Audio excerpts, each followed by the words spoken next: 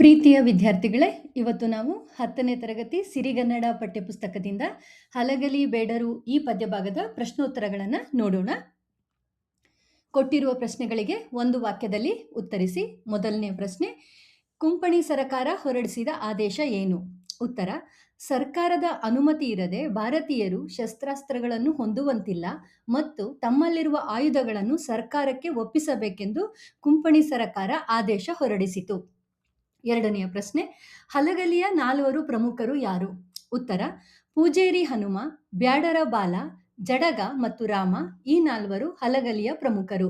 ಮೂರನೆಯ ಪ್ರಶ್ನೆ, ಹಲಗಲಿ ಗುರುತು ಉಳಿಯದಂತಾದುದು ಏಕೆ? ಉತ್ತರ: ಕಾರ್ ಸಾಹೇಬನ ಆದೇಶದಂತೆ ಕುಂಪಣಿ ಸರಕಾರದ ದಂಡು ಹಲಗಲಿಗೆ ಬೆಂಕಿ ಹಚ್ಚಿದ್ದರಿಂದ ಹಲಗಲಿ ಊರು ಸುಟ್ಟು ಹೋಗಿ ಗುರುತು ಉಳಿಯದಂತಾಯಿತು. ನಾಲ್ಕನೆಯ ಪ್ರಶ್ನೆ, ಯಾವ ಘಟನೆ ಹಲಗಲಿ ಲಾವಣೆಗೆ ಕಾರಣವಾಗಿದೆ? ಉತ್ತರ: ಹಲಗಲಿಯ ಬಂಟರ ಹತಾರ ಕದನ ಘಟನೆ ಹಲಗಲಿಯ ಲಾವಣಿಗೆ ಕಾರಣವಾಗಿದೆ. ಐದನೇ ಪ್ರಶ್ನೆ, ಹಲಗಲಿ ಗ್ರಾಮ ಎಲ್ಲಿದೆ? ಉತ್ತರ: ಹಲಗಲಿ ಗ್ರಾಮವು ಹಿಂದೆ ಮುಧೋಳ ಸಂಸ್ಥಾನಕ್ಕೆ ಸೇರಿದ್ದು ಈಗ ಬಾಗಲಕೋಟೆ ಜಿಲ್ಲೆಯ ಮುಧೋಳ ತಾಲೂಕಿನಲ್ಲಿದೆ. ಈಗ ಕೊಟ್ಟಿರುವ ಪ್ರಶ್ನೆಗಳಿಗೆ 2-3 ವಾಕ್ಯಗಳಲ್ಲಿ ಉತ್ತರಿಸಿ. ಮೊದಲನೆಯ ಪ್ರಶ್ನೆ, ಹಲಗಲಿಯ ಬೇಡರು ದಂಗೆ ಏಳಲು ಕಾರಣವೇನು? ಉತ್ತರ: ಪ್ರಥಮ ಸ್ವಾತಂತ್ರ್ಯ ಸಂಗ್ರಾಮದ ನಂತರ ಬ್ರಿಟಿಷ್ ಸರ್ಕಾರವು ನಿಶ್ಶಸ್ತ್ರೀಕರಣ ಕಾಯ್ದೆಯನ್ನು ಜಾರಿಗೆ ತಂದಿತು. ಈ ಕಾಯ್ದೆಯ ಪ್ರಕಾರ ಸರ್ಕಾರದ ಅನುಮತಿ ಇಲ್ಲದೆ ಭಾರತೀಯರು ಶಸ್ತ್ರಾಸ್ತ್ರಗಳನ್ನು ಹೊಂದುವಂತಿರಲಿಲ್ಲ ಮತ್ತು ತಮ್ಮಲ್ಲಿರುವ ಆಯುಧಗಳನ್ನು ಸರ್ಕಾರಕ್ಕೆ ಒಪ್ಪಿಸಬೇಕಾಗಿತ್ತು.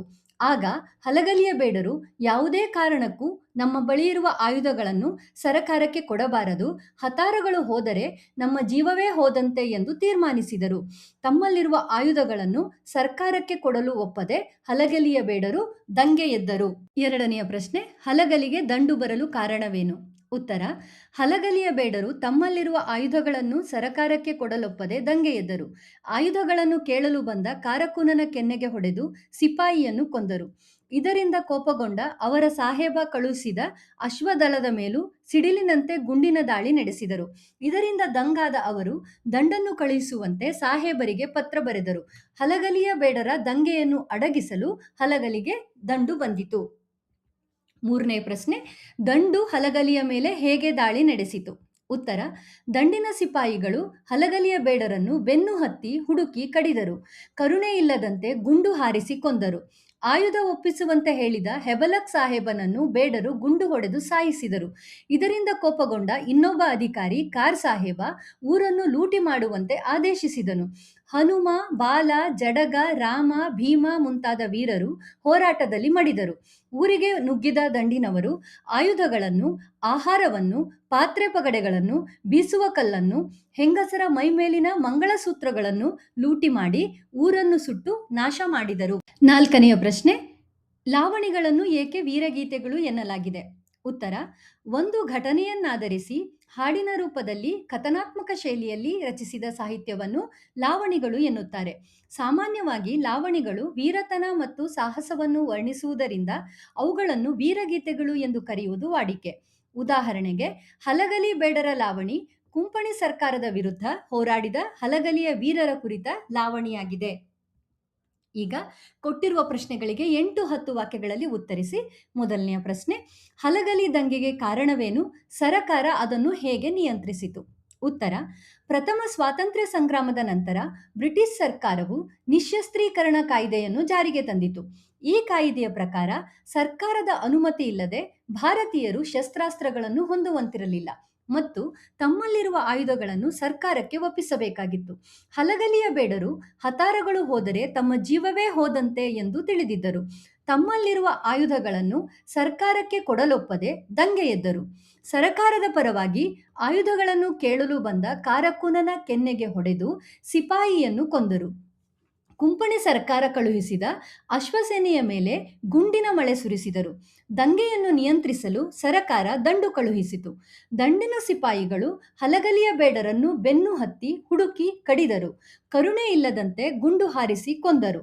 ಕಾರ್ ಸಾಹೇಬನ ಆದೇಶದಂತೆ ಊರೊಳಗೆ ನುಗ್ಗಿದ ಸಿಪಾಯಿಗಳು ಆಯುಧಗಳನ್ನು, ಆಹಾರ ಪದಾರ್ಥಗಳನ್ನು, ಪಾತ್ರೆ ಪಗಡೆ, ಬೀಸುವ ಕಲ್ಲು, ಹೆಂಗಸರ ಮೈಮೇಲಿನ ಮಂಗಳಸೂತ್ರಗಳನ್ನು ಲೂಟಿ ಮಾಡಿ ಊರನ್ನು ಸುಟ್ಟು ನಾಶ ಮಾಡಿದರು. ಸರಕಾರವು ಹೀಗೆ ಊರನ್ನು ನಾಶ ಮಾಡಿ ದಂಗೆಯನ್ನು ನಿಯಂತ್ರಿಸಿತು.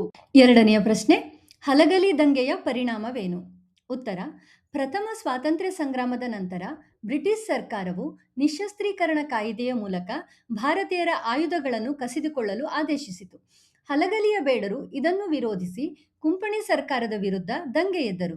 ದಂಗೆಯನ್ನು ನಿಯಂತ್ರಿಸಲು ಬ್ರಿಟಿಷ್ ಸರ್ಕಾರ ಕಳುಹಿಸಿದ ಅಶ್ವಸೇನೆಯ ಮೇಲೆ ಹಲಗಲಿಯ ವೀರರು ಗುಂಡಿನ ದಾಳಿ ನಡೆಸಿದರು. ಕೋಪಗೊಂಡ ಸರ್ಕಾರ ದಂಡನ್ನು ಕಳುಹಿಸಿತು. ದಂಡಿನ ಸಿಪಾಯಿಗಳು ಹಲಗಲಿಯ ಬೇಡರನ್ನು ಬೆನ್ನು ಹತ್ತಿ ಹುಡುಕಿ ಕಡಿದರು. ಕರುಣೆ ಇಲ್ಲದಂತೆ ಗುಂಡು ಹಾರಿಸಿ ಕೊಂದರು. ಆಯುಧ ಒಪ್ಪಿಸುವಂತೆ ಹೇಳಿದ ಹೆಬಲಕ್ ಸಾಹೇಬನನ್ನು ಬೇಡರ ವೀರನಾದ ಜಡಗನು ಗುಂಡು ಹಾರಿಸಿ ಕೊಂದನು. ಇದರಿಂದ ಕೋಪಗೊಂಡ ಇನ್ನೊಬ್ಬ ಬ್ರಿಟಿಷ್ ಅಧಿಕಾರಿ ಕಾರ್ ಸಾಹೇಬ ಊರನ್ನು ಲೂಟಿ ಮಾಡುವಂತೆ ಆದೇಶಿಸಿದನು. ಹನುಮ, ಬಾಲ, ಜಡಗ, ರಾಮ, ಭೀಮ ಮುಂತಾದ ವೀರರು ಹೋರಾಟದಲ್ಲಿ ಮಡಿದರು. ಊರಿಗೆ ನುಗ್ಗಿದ ದಂಡಿನವರು ಕೊಡಲಿ, ಕೋರೆ, ಕುಡ ಮುಂತಾದ ಆಯುಧಗಳನ್ನು, ಹಾಲು, ಬೆಣ್ಣೆ, ಅಕ್ಕಿ, ಸಕ್ಕರೆ ಮುಂತಾದ ಆಹಾರ ಪದಾರ್ಥಗಳನ್ನು, ಪಾತ್ರೆ ಪಗಡೆ, ಬೀಸುವ ಕಲ್ಲು ಮತ್ತು ಹೆಂಗಸರ ಮೈಮೇಲಿದ್ದ ಮಂಗಳಸೂತ್ರಗಳನ್ನು ಲೂಟಿ ಮಾಡಿದರು. ಊರನ್ನು ಸುಟ್ಟು ಗುರುತುಳಿಯದಂತೆ ನಾಶ ಮಾಡಿದರು. ಆದರೆ ಹಲಗಲಿಯ ಬೇಡರ ಈ ಹೋರಾಟದ ಕತೆ ಲಾವಣಿ ಪದವಾಗಿ ಎಲ್ಲ ಕಡೆ ಹರಡಿ ಸ್ವಾತಂತ್ರ್ಯ ಹೋರಾಟಕ್ಕೆ ಸ್ಫೂರ್ತಿಯಾಯಿತು. ಸಂದರ್ಭ ಸಹಿತ ಸ್ವಾರಸ್ಯವನ್ನು ವಿವರಿಸಿ. ಮೊದಲನೆಯ ಪ್ರಶ್ನೆ, ಎಲ್ಲ ಜನರಿಗೆ ಜೋರ ಮಾಡಿ ಕಸಿದುಕೊಳ್ಳಿರಿ ಹತಾರ. ಈ ವಾಕ್ಯವನ್ನು ಡಾಕ್ಟರ್ BS ಗದ್ದಿಗೆಮಠ ಅವರ ಕನ್ನಡ ಜನಪದ ಗೀತೆಗಳು ಕೃತಿಯಿಂದ ಆರಿಸಿದ ಹಲಗಲಿ ಬೇಡರು ಎಂಬ ಪದ್ಯಭಾಗದಿಂದ ಆರಿಸಲಾಗಿದೆ. ಹಲಗಲಿ ಬೇಡರ ಲಾವಣಿಯಲ್ಲಿ ಕುಂಪಣಿ ಸರ್ಕಾರ ತಂದ ನಿಶಸ್ತ್ರೀಕರಣ ಕಾಯ್ದೆಯ ಬಗ್ಗೆ ಹೇಳುವಾಗ ಈ ಮಾತನ್ನು ಹೇಳುತ್ತಾರೆ. 1857ರ ಭಾರತದ ಪ್ರಥಮ ಸ್ವಾತಂತ್ರ್ಯ ಸಂಗ್ರಾಮದ ನಂತರ ಬ್ರಿಟಿಷರು ನಿಶಸ್ತ್ರೀಕರಣ ಕಾಯ್ದೆ ಜಾರಿಗೆ ತಂದರು. ಇದರ ಪ್ರಕಾರ ಭಾರತೀಯರು ಸರಕಾರದ ಅನುಮತಿ ಇಲ್ಲದೆ ಶಸ್ತ್ರಾಸ್ತ್ರಗಳನ್ನು ಹೊಂದುವಂತಿರಲಿಲ್ಲ. ಜನರಲ್ಲಿ ಇರುವ ಆಯುಧಗಳನ್ನು ಸರಕಾರಕ್ಕೆ ಒಪ್ಪಿಸಬೇಕಿತ್ತು. ವಿಲಾಯಿತಿ ಕುಂಪಣಿ ಸರಕಾರವು ಎಲ್ಲ ಜನರಿಗೆ ಜೋರ ಮಾಡಿ ಕಸಿದುಕೊಳ್ಳಿರಿ ಹತಾರ ಎಂದು ಆದೇಶಿಸಿತು ಎಂದು ಲಾವಣಿಕಾರ ಹೇಳುತ್ತಾನೆ. ಸ್ವಾರಸ್ಯ: ಪರದೇಶದಿಂದ ಬಂದು ನಮ್ಮ ಜನರ ಮೇಲೆ ದೌರ್ಜನ್ಯ ನಡೆಸುವ ಬ್ರಿಟಿಷ್ ಸರ್ಕಾರದ ದಬ್ಬಾಳಿಕೆಯನ್ನು ಈ ವಾಕ್ಯದಲ್ಲಿ ಸ್ವಾರಸ್ಯಪೂರ್ಣವಾಗಿ ವಿವರಿಸಲಾಗಿದೆ. ಎರಡನೆಯ ಪ್ರಶ್ನೆ, ಜೀವ ಸತ್ತು ಹೋಗುವುದು ಗೊತ್ತಾ? ಈ ವಾಕ್ಯವನ್ನು ಡಾಕ್ಟರ್ BS ಗದ್ದಿಗೆಮಠ ಅವರ ಕನ್ನಡ ಜನಪದ ಗೀತೆಗಳು ಕೃತಿಯಿಂದ ಆರಿಸಿದ ಹಲಗಲಿ ಬೇಡರು ಎಂಬ ಪದ್ಯಭಾಗದಿಂದ ಆರಿಸಲಾಗಿದೆ. ಬ್ರಿಟಿಷರಿಗೆ ಹತಾರಗಳನ್ನು ಒಪ್ಪಿಸಿದರೆ ತಮ್ಮ ಸ್ಥಿತಿ ಏನಾಗುವುದು ಎಂಬುದನ್ನು ಹೇಳುವ ಸಂದರ್ಭದಲ್ಲಿ ಹಲಗಲಿಯ ಬೇಡರ ಪ್ರಮುಖರು ಈ ಮಾತನ್ನು ಹೇಳುತ್ತಾರೆ. ಎಲ್ಲ ಜನರಿಗೆ ಜೋರು ಮಾಡಿ ಆಯುಧಗಳನ್ನು ಕಸಿದುಕೊಳ್ಳುವಂತೆ ಕುಂಪಣಿ ಸರ್ಕಾರ ಆದೇಶಿಸಿತು. ಹಲಗಲಿಯ ಬೇಡರಿಗೆ ಆಹಾರ ಪಡೆಯುವುದಕ್ಕಾಗಿ ಮತ್ತು ರಕ್ಷಣೆಗಾಗಿ ಆಯುಧಗಳ ಅವಶ್ಯಕತೆ ಇತ್ತು. ಹನುಮ, ಬಾಲ, ಜಡಗ, ರಾಮ ಮುಂತಾದ ವೀರರು ಆಯುಧಗಳನ್ನು ಬ್ರಿಟಿಷರಿಗೆ ಒಪ್ಪಿಸಬಾರದೆಂದು ನಿರ್ಧರಿಸಿದರು.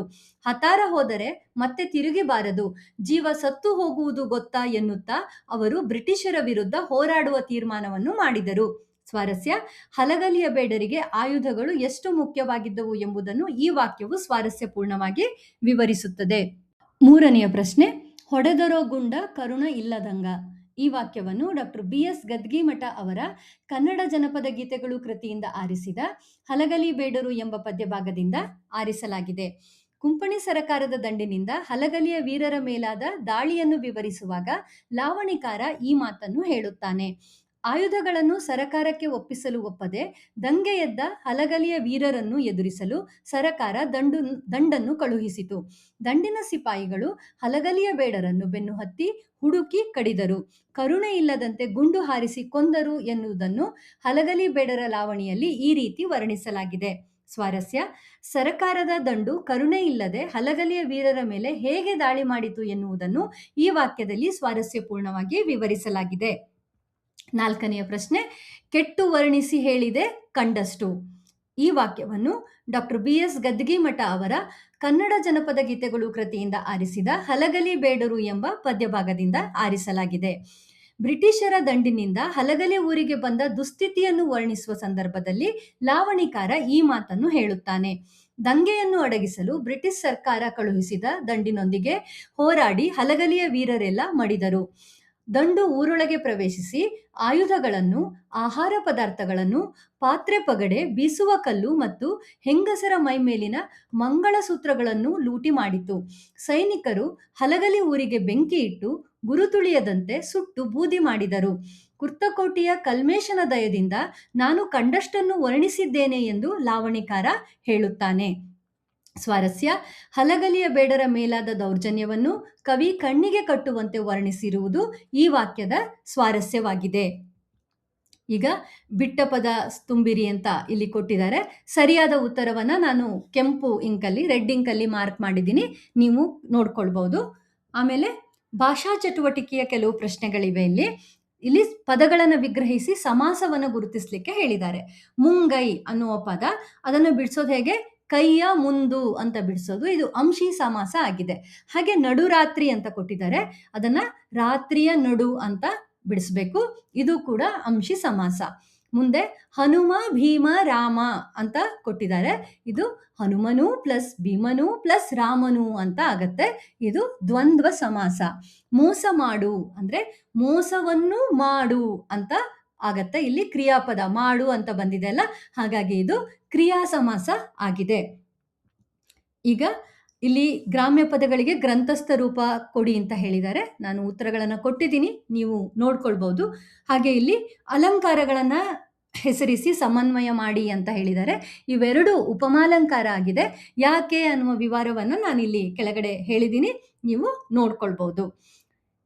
ಈ ಒಂದು ಪದ್ಯಭಾಗದ ಪ್ರಶ್ನೋತ್ತರಗಳು ನಿಮಗೆ ಉಪಯೋಗ ಆಯಿತು ಅಂತ ಅನ್ಕೊಳ್ತೀನಿ. ಧನ್ಯವಾದಗಳು.